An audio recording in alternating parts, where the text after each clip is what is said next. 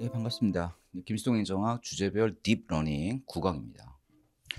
오늘은 이제 신공공 서비스론 뉴 퍼블릭 서비스란 말하는 NPS와 요즘 또 아주 핫한 주제죠. 공공 가치 관리론을 함께 연계해서 한번 봅시다. 이 NPS 자체가 철학적 베이스의 분야이기 때문에 가치와 연계를 같이 시킨 거예요. 꽤 많이 나는 주제니까 함께 연계해서 같이 봅시다. 들어가죠. 메신저 관점 보시면 NPS와 가치 관리론은 NPM이죠. NPM에 대한 비판 관계에 나타난 역시 가치 맥락을 강조하는 개념입니다.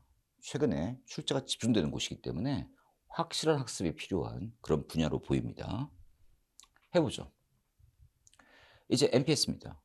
여기 이제 NPS에 이제 누가 나오냐면 여기 댄 하르드트 이 사람이 나오죠. 대표적인 행정 철학자예요. 이 철학적 베이스를 알 수 있겠죠. 개념 들어가 봅시다. NPM에 대한 비판 대두와 국가에 대한 새로운 압력에 대한 변화 대응의 필요성 때문에 시작이 된 거죠. 뭔가 변화가 필요했고요. 특히나 가장 중요한 장면은 NPM에 대한 비판입니다. 이 NPM 자체가 가치를 찾아볼 수가 없죠. 완전히 생활성과 효율성만 강조하는 입장이니까. 또 NPM은 행정의 새로운 교용화 개념이기 때문에 정치란 개념이 없어요. 그래서 우리는 보통 탈정처라 말을 하는데 정치 맥락이 아예 없다는 겁니다. 그에 대한 비판과 함께 신공습스러움이 나오게 된 거죠. 그래서 행정의 초점이 관료들에게만 집중되었던 그 고난을 소유주인 누구? 주인인 시민에게 위임하게 하며 소유주인 시민들을 위해서 뭐 하겠다? 봉사, 서비스하는 시민 중심 공직 개선을 의미하는 거죠. 그래서 역시 봉사란 말 때문에 서비스란 말을 쓴 거죠. 서비스는 곧 봉사죠. 한번 이론적 기반을 좀 알아볼까요? 이론적 기반은 이게 공동체 이론을 기반으로 합니다. 그리고 담론에 기초한 시민민주주의 이론을 기반으로 하겠죠. 담론이라 함은 나이, 계급, 성별, 계층, 인종 관계없이 자유로운 논증 소통을 말하는 건데 그에 기초한 시민민주주의 이론을 기반으로 깔고 있습니다. 그래서 아까 얘기했죠. NPM이 등한시했던 가치의 문제와 정치적 문제의 의미를 중요시했던 겁니다. NPM에 이런 게 없었잖아요. 가치가 없었고 정치적 능력이 없었고 그리고 마지막으로 제일 중요한 건 이거죠. 인본주의죠. 인간의 존엄 가치 때문에 요즘 NPS라는 개념이 확장되고 있죠. 구체 내용을 좀 볼까요? 7개 원칙이 사실 굉장히 중요하기 때문에 7개 원칙 뽑아서 한번 작업을 해보죠. 고객이 아니라 시민에게 봉사한다는 점이에요. 이 고객은 소비자라면 시민은 뭐예요? 정치적 시민을 말하죠. 그리고 사익보다는 공익을 추구합니다. 공익은 단지 부산물이 아니라 목표 그 자체인 겁니다. 그만큼 공익이라는 게 중요하고요. 공익을 다른 말로 사회적 가치라 말하는 거잖아요. 그 다음 기업주의가 중요한 게 아니라 시민의식이 중요한 거고 요걸 또 문제를 많이 내죠. 전략적인 사고와 민주적인 행동 요걸 또 바꿔치기 하더라고요. 외울게요. 전사민행이라고 합시다. 전사민행 꼭 암기하시겠고요. 책임은 그렇게 단순한 것이 아니야. 다원적 책임이 있어라고 말하죠. 또 정부의 역할은 NPM처럼 방향잡기, 영어로 뭐라고 했죠? 스티어링이 아니라 서비스, 봉사야. 이런 말이죠. 정부 역할은. 사람의 가치를 중시하죠. 물론 생산성을 포기하는 건 아니에요.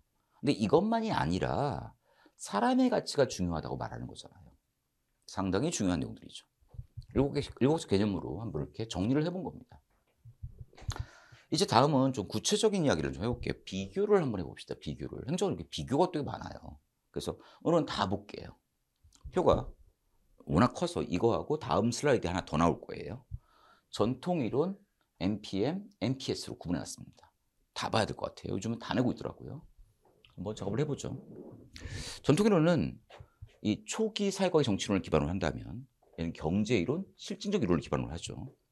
얘는 실적 이론도 있는데 거기다가 민주주의 이론, 해석학, 파스트 마더니즘, 비판 이론 같이 폭넓은 철학적인 학문 분야를 기초로 깔고 있습니다. 합리성이 개괄적 합리성이라면, 그래서 그런 사람들을 행정이나 부른다면, 얘는 경제 합리를 강조하고 있고 인간을 합리 경제로 보고 있죠. 이쪽은 경제 합리를 인정합니다. 하지만 폭이 넓죠. 전략적이고 정치적이고 조직 합리를 강조하는 다원적 합리 개념을 갖고 있다는 겁니다. 폭이 많이 넓어지고 있잖아요. 그 다음 공익은 전통이론에서는 정적인 정의가 되고 있는 것이고 범주로 표현된 게 공익이라면 얘는 단지 개인들의 총이익인 거죠. 결국 NPM은 사익을 더한 게 공익인 거예요. 그러니까 공익은 오히려 어떻게 보면 목표 그 자체가 아니라 부산물이라면 여기는 공유가치에 대한 담론의 결과물이기 때문에 아까 했죠. 공익은 부산물이 아니라 목표 그 자체인 거잖아요. 확인하시겠고요. 관료의 반응 대상은 고객일 수도 있지만 주로 유권자로 보고 있고요. 여기는 소비자 속 고객이고요. 여기는 정책 시민인 거죠. 정부 역할 중요한데요. 노적기, 방향잡기, 여기는 봉사죠. 근데 세부 내용도 시험에 좀 내더라고요. 전통이론은 정부 역할을 단일의 정치적으로 정의된 목표에 초점을 맞추는 설계와 집행으로 보고 있습니다. 정치로 정의된 목표죠. 하나의 단일의. NPM은 시장의 힘을 활용한 촉매자 역할을 강조하지 않습니까? 이걸 뭐라고 했죠? 우리 오스본 게블러의 기업가용 정부에서 10대 원칙의 첫 번째가 촉매 정부거든요. 스티어링 그겁니다. 여기는 시민과 지역 공동체 내의 이익을 형성하고 중재, 공가치를 창출하는 기능을 보고 있죠. 그걸 한마디로 말하면 봉사라 말하는 거죠. 확인해 봤고요.